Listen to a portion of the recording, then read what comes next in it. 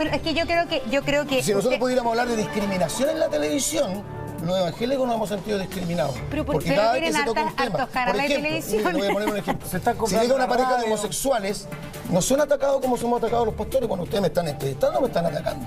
No, porque un periodista tiene que ser objetivo, tiene que ser serio, tiene que ser cuidadoso y tiene que ser respetuoso y permitir que el invitado, que soy yo en este caso, se pueda expresar.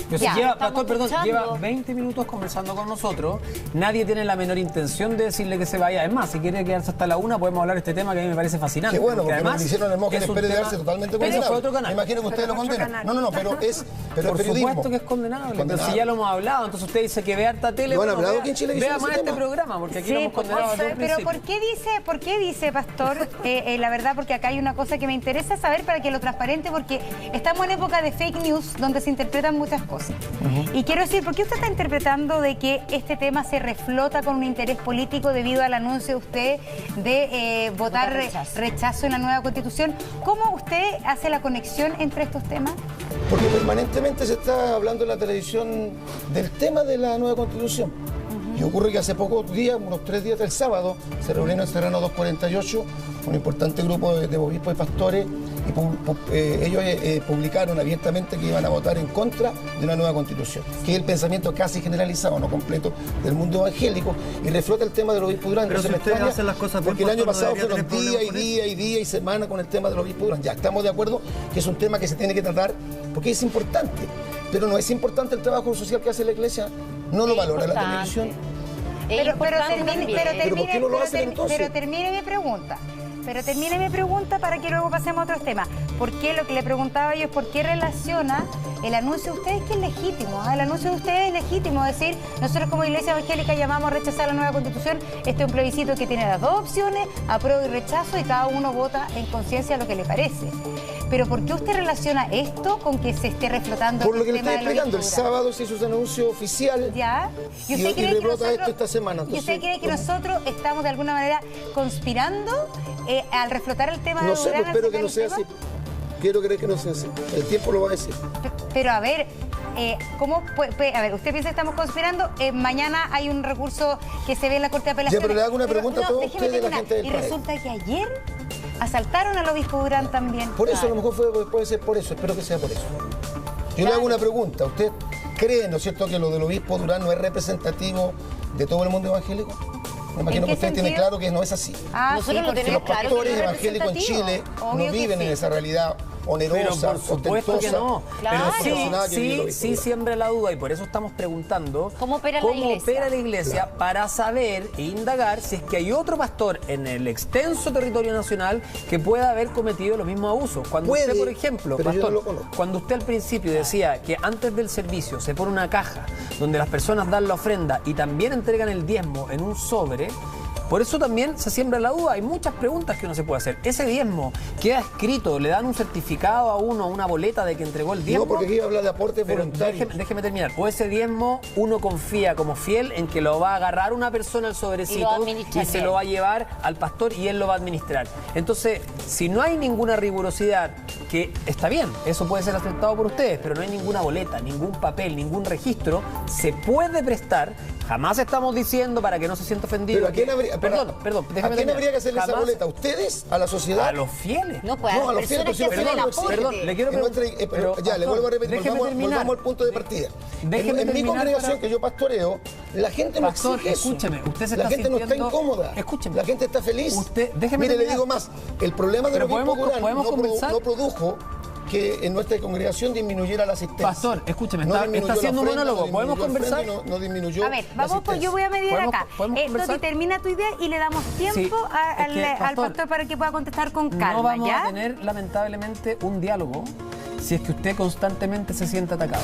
Yo no voy a atacar a su iglesia en particular. Nadie de acá lo ha hecho. Nadie cree que la iglesia donde usted es pastor haya cometido un ilícito.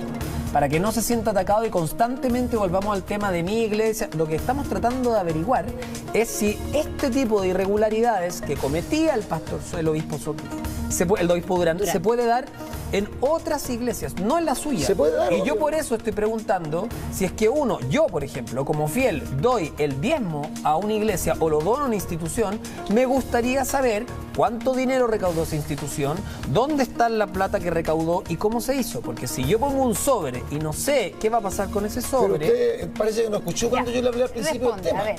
Nosotros rendimos una cuenta al Servicio de Impuestos Internos desde el 2014. No pagamos impuestos porque las iglesias evangélicas en Chile no están exentas de impuestos. ¿Ok? Ya. Le expliqué también que nosotros rendimos cuentas de lo que llega a la mesita diariamente. Se anuncia, y si falta dinero, si hermanos faltan 20.000, falta 40.000 pesos. ¿Pero cómo se anuncia eso, perdón? Yo desde el púlpito digo, hermano, se hizo tanto de ofrenda, se hicieron 200. Incluso me pasan el papelito y se cuenta ahí mismo. Y yo digo, mire, llevamos en tesorería 1.250.000 pesos, todos los días de culto. Y además el primer domingo del año se cita a la iglesia, que no van todos los fieles, pero deberían ir todos, y se rinde una cuenta hasta con las boletas de todo el ingreso anual. Buenísimo. Entonces, ¿cómo yo voy a satisfacerlo a ustedes? Si ustedes no son mis ovejas, yo tengo que satisfacer a mis ovejas. Y las ovejas de mi congregación no cuestionan lo que nosotros hacemos. Y ellos tampoco se sintieron perjudicados por lo del obispo Durán, porque no bajó la asistencia en nuestra congregación y en la mayoría de la iglesia, porque yo no soy papa de la iglesia evangélica, pero tengo una importante representatividad. Yo pertenezco a un concilio, aparte del mío, que se llama IEP, que concentra más de 70 iglesias. Todos tenemos el mismo criterio los pastores, que lo del obispo Durán es un caso puntual, lamentable, condenable, pero que no representa al mundo evangélico. Sí, yo le quería plantear al pastor Marcos que es efectivo que la gente que viene del mundo evangélico en general se ha sentido muy discriminada por muchas razones, ¿ah? Y eso es verdad. O sea, sacar la ley de culto hace muchos años en Chile fue muy difícil. De hecho, la ley de culto, los sectores más conservadores votaron en contra de la existencia de la ley de culto. Entonces ahí también de pronto uno ve un poquito de contradicción de defender tantas cosas tan conservadoras cuando los más conservadores en el Parlamento fueron quienes votaron en contra de la existencia de una ley de culto que a ustedes les permitió aflorar y crecer como iglesia.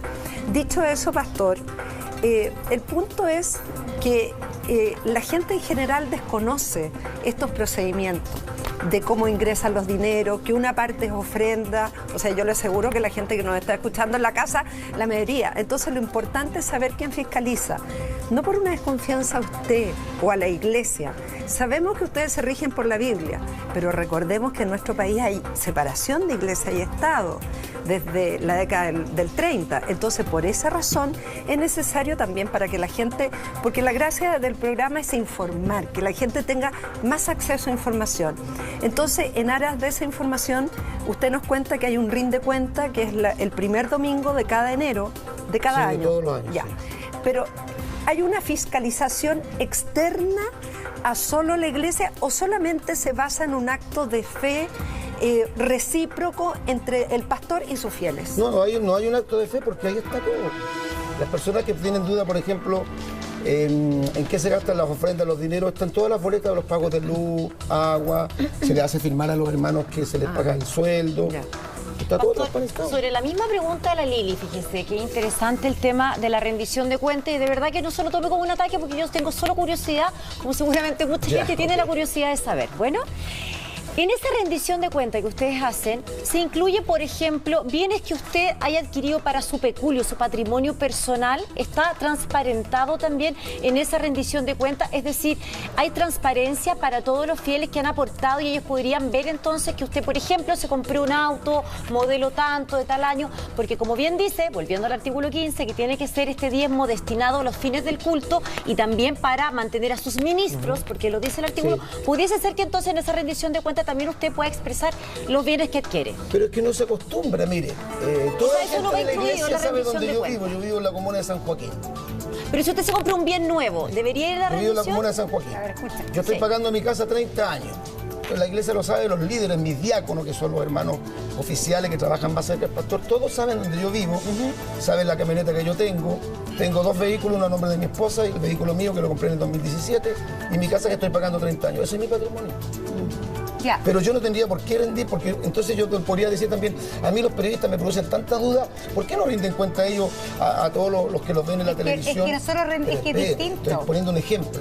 Pero a mí también se me podría producir esa duda. Es que no, porque también se rinde cuenta. Se recibe un sueldo, hace su declaración en servicio de impuesto interno, eso lo hace cualquier trabajador. Yo también lo hago como pastor. Ya, claro. Pero resulta que aquí usted recibe un sueldo, usted declara mensualmente en servicio de impuesto interno o anualmente el sueldo que recibe. Sí. Lo declara como persona. Y eso de hecho, mire, para que sea más transparente, no lo declaro yo directamente, se lo delego